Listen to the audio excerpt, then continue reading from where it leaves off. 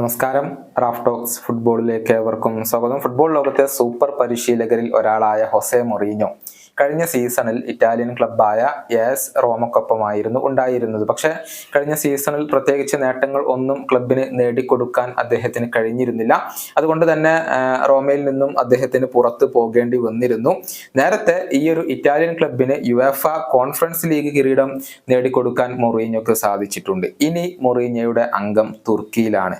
Turkish ക്ലബ്ബായ Fenerbahce അദ്ദേഹത്തെ സ്വന്തമാക്കി കഴിഞ്ഞു.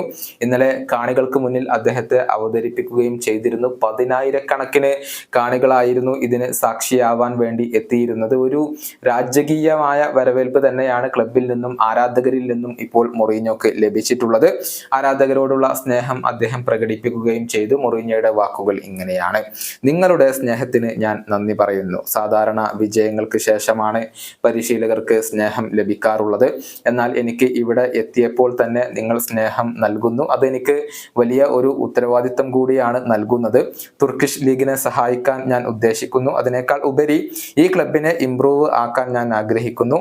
ഞാൻ എൻ്റെ കോൺട്രാക്ട് സൈൻ ചെയ്തു കഴിഞ്ഞു. ഇപ്പോൾ നിങ്ങളുടെ സ്വപ്നങ്ങൾ എൻ്റെ കൂടി സ്വപ്നങ്ങളാണ്. ഇതാണ് ഹൊസെ മൊറീഞ്ഞോ ക്ലബിൽ എത്തിയതിനു ശേഷം ആരാധകരോടായിക്കൊണ്ട് പറഞ്ഞിട്ടുള്ളത്.